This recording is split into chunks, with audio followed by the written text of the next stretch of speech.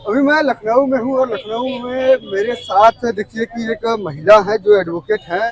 उनके हाथ में एक आपको बोर्ड दिखाई देगा जिस पर लिखा है शिक्षा का निजीकरण बंद करो बंद करो। ये लोग आज प्रोटेस्ट इसलिए कर रहे हैं कि सरकार उत्तर प्रदेश में 5000 स्कूलों को मर्जर करने जा रही है, जिसके खिलाफ ये लोग बोल रहे हैं।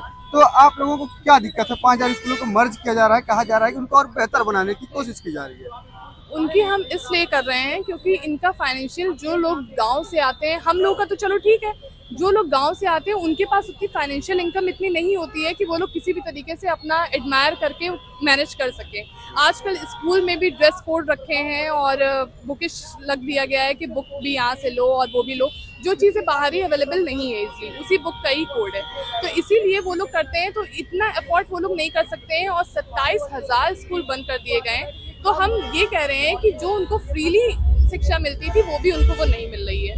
फंडामेंटल, एक तरफ से फंडामेंटल ड्यूटीज की भी सरकार बात करती है, तो कि उनको उनका हक दो, उनका ये दो वो दो, और उसी में ही वो कर रही है। तो बच्चों को अपनी चीजें नहीं एडमायर हो पा रही है कि हाँ वो करे क्या।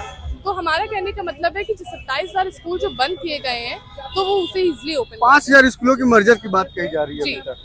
तो 5,000 स्कूल की मर्जर की बात की जा रही है। पूरे तरीके से 27,000 स्कूल प्राइमरी बंद कर दिए गए सरकार ने। और इन्होंने ये करते हैं भारतीय जनता पार्टी की, जो शो ऑफ की जाए, शो ऑफ चीजें बहुत अच्छी अच्छी दिखाते हैं, और जो अंदरी काम होता है वो यहाँ पे ये लोग पैसे से नहीं खरीद सकते हैं। अच्छा, क्या आपको एक चीज लगता है कि जो प्राइमरी स्कूल है उसमें सबसे अधिक किसके बच्चे पढ़ने जाते हैं, गरीब के या अमीर के?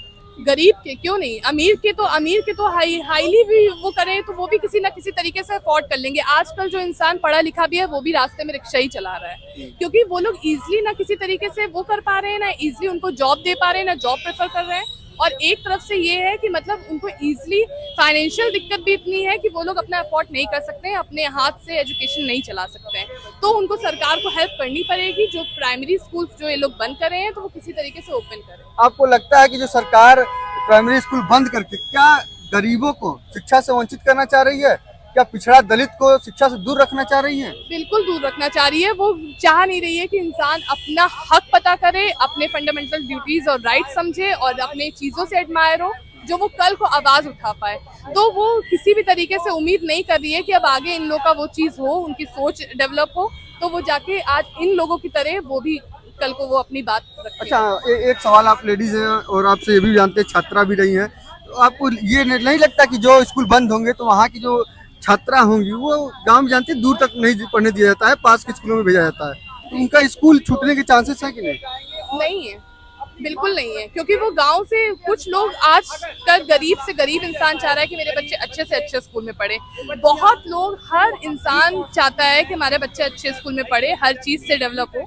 तो वो बाहर से इंसान यहाँ पढ़ने आता है, इतने महंगे महंगे कमरे में, इतने महंगे रूम, यहाँ का खर्चा अफोर्ड करता है, वो क्या क्या झेलेगा। अब तो स्कूल भी बंद कर दिए गए हैं तो वो पूरी तरीके से ही गिर गया है। तो उनको रोजगार का तो मतलब वही नहीं, जब एजुकेटेड नहीं होंगे तो रोजगार का उनका कोई मतलब नहीं है, रिक्शा ही चलाएगा। सरकार चाहती है कि वो बेरोजगार पड़े रहें, अशिक्षित रहें, हमारे लिए काम करते रहें। क्योंकि गांव वाले इन सब चीजों से अवेयर नहीं है, उनको उनका हक नहीं पता है, तो वो बेचारे अपने बच्चों को ही यहाँ पे प्रेफर करने भेजते हैं, यहाँ पे डेवलप करने भेजते हैं, बट उनको यहाँ भी नहीं होगा तो फिर किसी तरीके से कोई मतलब नहीं है। आज आप लोग प्रोटेस्ट कर रहे हैं, मान लीजिए अगर कल को भी सरकार नहीं सुनती है तो फिर क्या करेंगे आप लोग?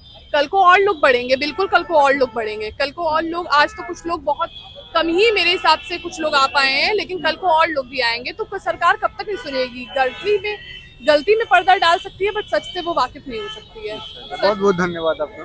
देखिए कि ये महिला थी, एडवोकेट हैं, ये लोग, तमाम सारे लोग पीछे भी हैं जो लगातार प्रोटेस्ट कर रहे हैं और कह रहे हैं कि जो प्राइमरी स्कूल है उसको मर्ज नहीं किया जाना चाहिए, इससे जो गरीब के बच्चे हैं वो शिक्षा से वंचित हो जाएंगे। तो आप लोग क्या सोचते हैं, कमेंट करके जरूर बताइएगा कि जो सरकार स्कूल को मर्ज कर रही है वो सही है या फिर गलत है। बहुत बहुत धन्यवाद।